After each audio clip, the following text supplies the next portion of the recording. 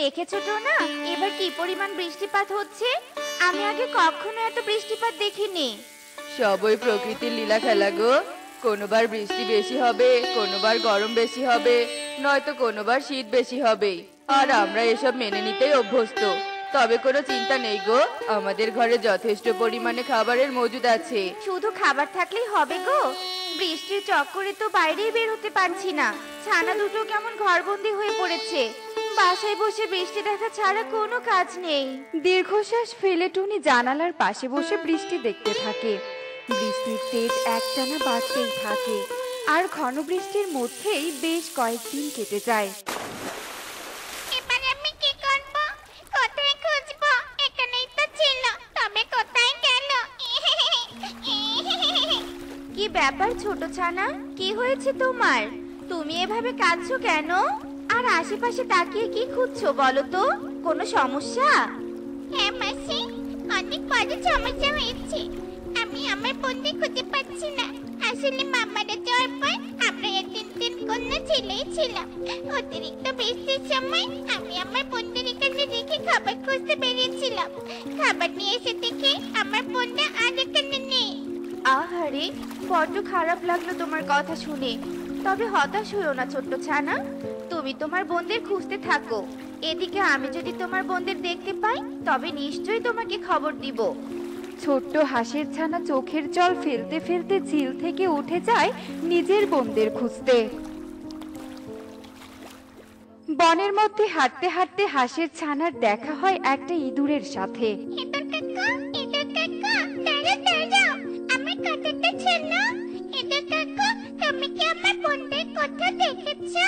ধর শত শত, আমি আছি আমার খাবারের চিন্তায়, আর তুই কিনা আমাকে নিখোঁজ সংবাদ শোনাচ্ছিস। যা যা, দূর হতো আমার চোখের সামনে থেকে, যত সব। এখানে পশু পাখিগুলো বড্ড খারাপ, তাদের কাছে তো সাহায্য চাইলেও পাওয়া যায় না। এবার বুঝি আমাকে অন্য কোনো উপায় খুঁজতে হবে। ওই তো পাখি প্রধানের সিপাহী যাচ্ছে। আমি বরং পিছন নিয়ে পাখি প্রধানের কাছে যাই, দেখি পাখি প্রধান কোনো বিহিত করতে পারে কিনা। হাঁসের ছানা কাঁদতে কাঁদতে পাখি প্রধানের বাসায় যাওয়ার জন্য রওনা দেয়। আর তোতাকে অনুসরণ করে হাঁসের ছানা ঈগলের প্রাসাদের ভেতরে চলে যায়। আহা, আমার শখের প্রাসাদ রে! কত শখ আমার এই প্রাসাদ নিয়ে, অথচ আমি এই প্রাসাদটাতে ঢুকতে পারি না। আর কতদিন যে অপেক্ষা করতে হবে। কি অদ্ভুত কাণ্ড! এই ছোট্ট ছানার কাণ্ড দেখে তো আমি হতবাক হয়ে যাচ্ছি। এই হাঁসের ছানা, আমি কি টাকা দিয়ে সিপাহীদের রেখেছি তোর নিখোঁজ হওয়া বোনদের খুঁজতে? এভাবে কেন বলছেন প্রধান মশাই? আপনি তো এই বনের কর্তা। বনের সবাইকে সাহায্য করে বনের পশু পাখিদের দেখভাল করে তো আপনার কর্তব্য। আর আমি কিনা যেছি আপনার কাছে সাহায্য চাইতে এসেও কথা শুনছি। এমন করবেন না প্রধান মশাই, দয়া করে আপনি আমাকে সাহায্য করুন। আমার মা মৃত্যুর আগে যে বন্ধুটাকে আগলে রাখতে বলেছিল। তবে আগলে রাখতে পারিসনি কেন? আবার এসেছিস আমাকে জ্ঞান দিতে? তুই কি ভালোই ভালো এখান থেকে যাবি, নাকি সিপাহীদের বলবো তোকে বন্দি করতে? থাক, আর কষ্ট করতে হবে না প্রধান মশাই, আমি চলে যাচ্ছি। যে করেই হোক বন্ধুরা আমাকে খুঁজে বের করতেই হবে। হলো না তো কোনো লাভ। আমি জানতাম হাঁসের ছানা, ওই পাখি প্রধানের দ্বারা কেউই উপকৃত হয় না। তবে তুই কোনো চিন্তা করিস না, আমি তোকে সাহায্য করব তোর বোনদের খুঁজে পেতে। সাহায্য করবে ভালো কথা, কিন্তু তুমি আমার বন্ধুর ব্যাপারে জানলে কি করে? জানি জানি, আমি সব জানি। আগে তো আমার সাথে চল, তোর বোনদের তো খুঁজে বের করতে হবে নাকি? প্যাঁচা হাঁসের ছানাকে বুঝিয়ে নিয়ে যায়। আর পথে যেতে যেতে প্যাঁচা হাঁসের ছানাকে বুদ্ধি দিতে থাকে। আর দুজন মিলে যেতে যেতে কালো জলের ঝর্ণার কাছে পৌঁছায়। আরে, এটা সত্যি কালো জলের ঝর্ণা। তুমি কি আমাকে এই ঝর্ণার কথাই বললে? আমি তো নিজের চোখকে বিশ্বাস করতে পারছি না। নিজের চোখে দেখেও অবিশ্বাস করার কিচ্ছু নেই। শোন হাঁসের ছানা, তাড়াতাড়ি এই ঝর্ণায় ডুব দে। আর ডুব দেওয়ার আগে ঈগল হওয়ার মনোবাসনা কর, তবেই তুই ঈগল পাখিতে পরিণত হতে পারবি। আর তারপরেই তুই এই পাখি প্রধানকে আক্রমণ করে শেষ করে ফেলবি। আর তুই হবি পাখি প্রধান, আর তোর হুকুমে সব সিপাহীরা তোর বোনদের খুঁজে আনবে। সত্যি বলছো তুমি? দিলে আমি আমার বন্ধু ফিরে পেতে চাই। আর কালো জলে ডুব দিয়ে উঠতেই ছোট্ট হাঁসের ছানা ঈগলে পরিণত হয়। আর এসব দৃশ্য আড়াল থেকে একটা খরগোশ দেখতে পায়।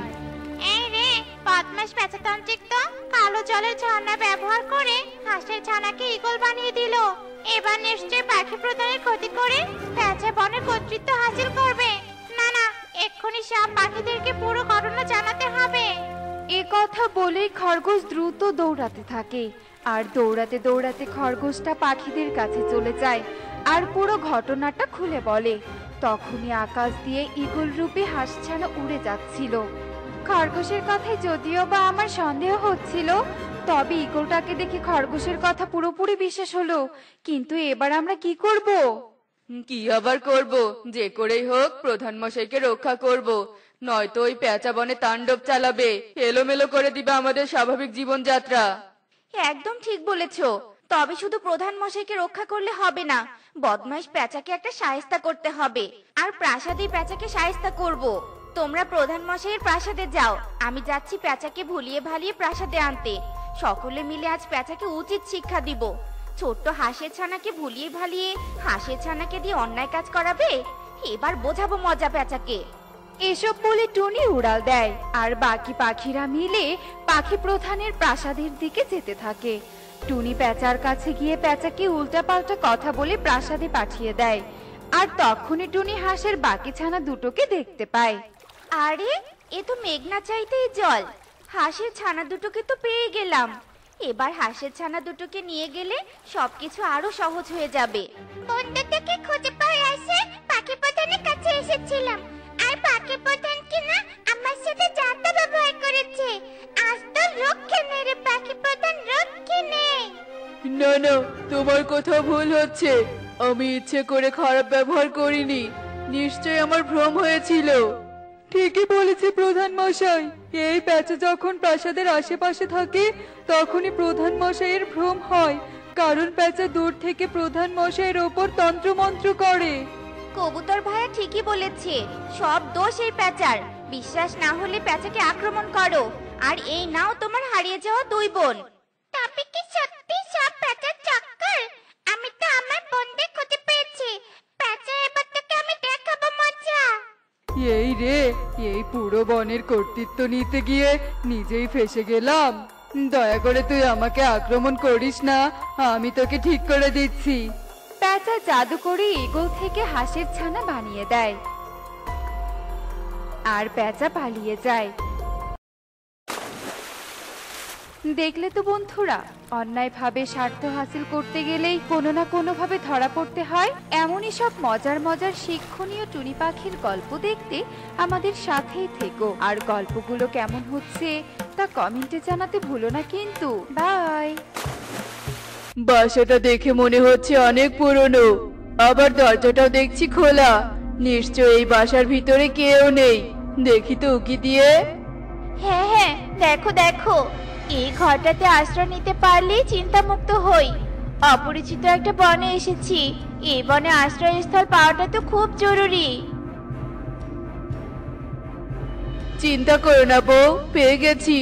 এই ঘরের ভিতরে আসলে কেউ নেই, আমরা এই ঘরে আশ্রয় নিতে পারবো। চলো ভিতরে চলো। হা হা হা হা হা।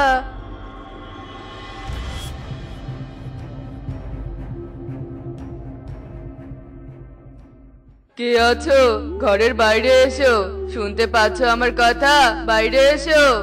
হ্যাঁ দাদা বলুন, আপনাকে তো ঠিক চিনতে পারলাম না। চিনবেন কি করে? আমি নিজেও তো আপনাকে এই বনে কখনো দেখিনি। আপনি কি এই বনে নতুন নাকি? তা কবে এলেন এই বনে? আজই এসেছি। আসলে আমি সম্বলহীন অসহায় পাখি তো, ভিটে মাটি কিছুই নেই, তাই এই বনে এসেছি। আর দেখুন কি সৌভাগ্য আমার, এসেই থাকার মতো ঘর পেয়ে গেলাম। আসলেই ভাগ্য ভালো আপনার। আগে এই ঘরটাতে বান্টি দাদা থাকতো। বান্টি দাদা নতুন ঘর বানিয়ে সেই ঘরে চলে গেছে, আর এই ঘরটা ফাঁকাই পড়ে থাকে। আপনি নিশ্চিন্তে এই ঘরে থাকুন। টোনার কথা শুনে কালু কাক ভীষণ খুশি হয়, আর টোনার সাথে কালু কাক পরিচিত হয়ে যায়। এরপর থেকে কালু কাক টোনাদের বনে বসবাস করতে শুরু করে। আজকাল বনে খুব গরম পড়েছে, তাই না বলো সুখী দিদি? গরমের জ্বালাতে বাইরে খাবার সংগ্রহ করতে যেতেও ইচ্ছে করে না। তুই একদম ঠিক কথাই বলেছিস রে টুনি। বান্টির শরীরটা খুব খারাপ, তাই তো বাধ্য হয়ে আজ আমাকে বের হতে হলো। শরবত খাবে গো, শরবত, মিঠা মিঠা ঠান্ডা ঠান্ডা শরবত। শরবত খাবে গো, শরবত, মাত্র 10 টাকা, মাত্র 10 টাকা। শরবত খেয়ে যাও, শরবত খেয়ে যাও। আরে, এই বনে আবার শরবতওয়ালা কোথা থেকে এলো? আগে তো কোনোদিন এই শরবতওয়ালাকে দেখিনি। আগে দেখিসনি তো কি হয়েছে, আজ তো দেখলি। তবে এই শরবতের দোকানটা পেয়ে ভালোই উপকার হলো। চল আগে গ্লাস ভর্তি করে শরবত খেয়ে গলাটা ভিজিয়ে নেই, বড্ড গরম লাগছে রে। তুমি একদম ঠিক কথাই বলেছো দিদি। আমাকে লেবুর শরবত দিন। হ্যাঁ হ্যাঁ, লেবুর শরবতে আগে খেয়ে দেখি কেমন শরবত বানান আপনি।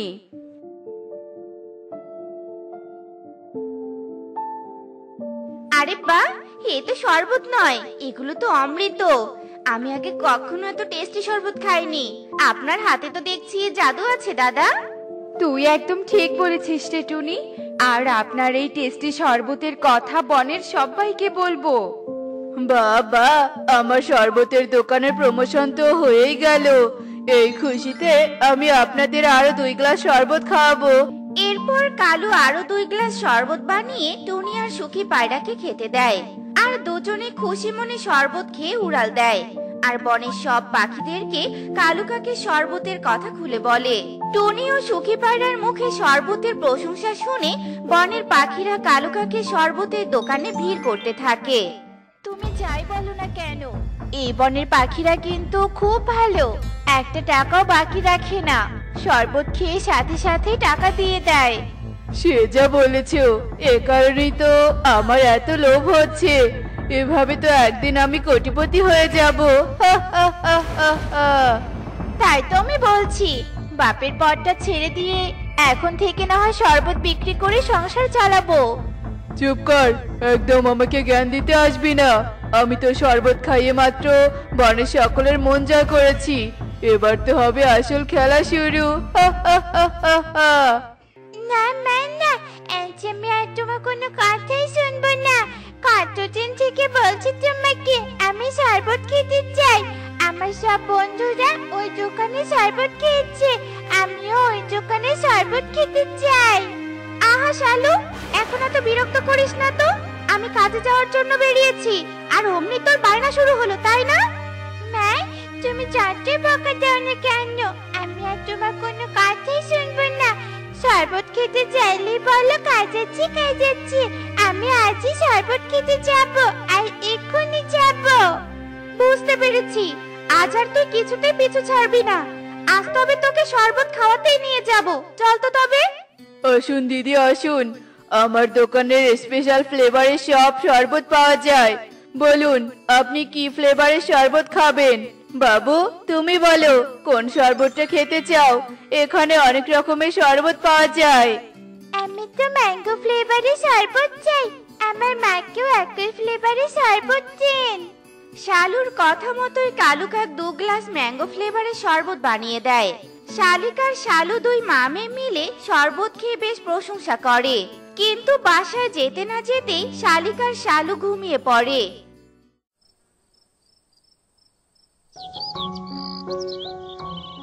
আয় হায় রে, আমার কি সর্বনাশ হলো রে। আমার সবকিছু শেষ হয়ে গেল রে, সব শেষ হয়ে গেল। কি ব্যাপার, হঠাৎ শালিক দিদি এভাবে কান্না করছে কেন? কি হয়েছে দিদির? যাই দেখে আসি তো। এবার আমি কি করব? আমার সবকিছু চুরি হয়ে গেল রে। কি মরার ঘুম যে ঘুমিয়েছিলাম, আমার যে সব চুরি হয়ে গেছে। সে কথা বলতে, আমি তো সেদিন কালুর দোকানে শরবত খেয়ে এসেই ঘুমিয়ে পড়েছি, আর রাতে আমার বাসাটাও চুরি হয়েছে। তোমরা এসব কি কথা বলছো? কালু কাকা আবার শরবতের দোকানের আড়ালে অন্য কোনো ফোন দিয়ে আসছে না তো? দেখতে হচ্ছে তো ব্যাপারটা আমাকে। এরপর টোনা অটো চালিয়ে চলে যায়। আর কালুর শরবতের দোকানে যেতে কালু টোনাকে দেখে খুশি হয়ে যায়। আরে টোনা দাদা যে, কতদিন পর দেখা। আপনার কথা শুনেই এ বনে থাকতে শুরু করেছিলাম। এক গ্লাস শরবত তো আপনাকে খাওয়ানোই যায়। বেশি না দাদা, মাত্র 10 টাকা। হা, হা, হা, হা, হা। মাত্র 10 টাকা? সেটা তো কোনো ব্যাপারই না। আমি অটো চালালে কি হবে, আমার ঘরে তিনটা সোনার পেয়ারা আছে। স্বয়ং গুরুমাতা আমাকে ওই পেয়ারা দিয়েছিল। দরকার পড়লে একটা সোনার পেয়ারাই না হয় আপনাকে দিব। কি সোনার পেয়ারা? নিন দাদা শরবত খান, আপনাকে আর টাকা দিতে হবে না।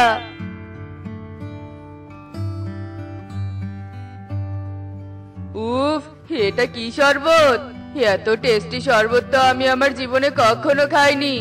আরো এক গ্লাস শরবত খেতে চাই। নিশ্চয়ই, আরো শরবত দিব আপনাকে। যত ইচ্ছে শরবত খান দাদা। হা, হা, হা, হা, হা।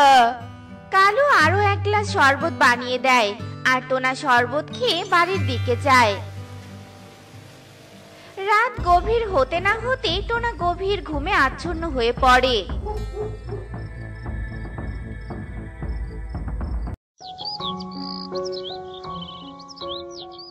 আরে বাস, প্ল্যান তো কাজে লেগেছে। আমার বাসাও তো দেখছি চুরি হয়েছে। এবার তো তবে ক্যামেরাটা চেক করতে হয়।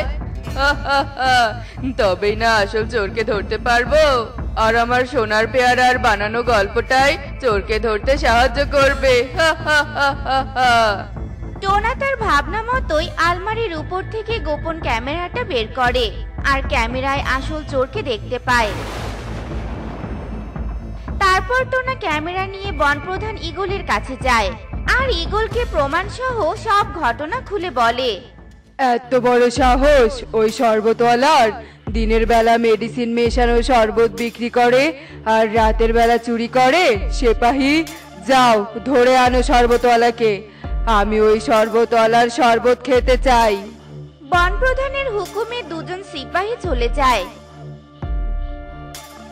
আর কালু কাককে শরবতের দোকান সহ নিয়ে আসে।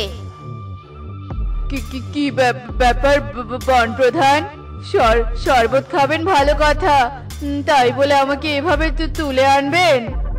এটাই তো আমার স্টাইল। নে জলদি এক গ্লাস শরবত বানিয়ে ফেল দেখি। নিন প্রধান মশাই, খেয়ে দেখুন। আমার বানানো শরবত খেয়ে প্রশংসা করতেই হবে। হা, হা, হা, হা, হা। নিশ্চয় করব, তার আগে যে এই শরবত তোকে খেতে হবে। নে নে জলদি খা। ইয়ে মানে না মানে, প্রধান মশাই, আমি এই শরবত খাবো কি করে? এটা তো আপনার জন্য বানানো, আপনি খান। না না, তোকে খেতে হবে। খা বলছি, খা। ঈগল জোর করে কালুকে শরবত খাওয়াতে চাইলেই কালু পালিয়ে যেতে ধরে আর তখনই টোনা কালুর পথ আটকায়। আরে পালাচ্ছিস কোথায়? তোর পর্দা ফাঁস হয়েছে। চালাকি করে এতদিন চুরি করেছিস, তোর চালাকি তো আমরা ধরে ফেলেছি। এবার আর তোর রক্ষা নেই।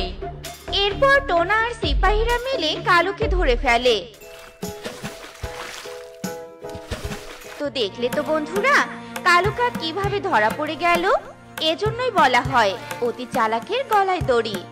এমনই সব মজার মজার শিক্ষণীয় টুনি পাখির গল্প পেতে আমাদের পাশে থেকো।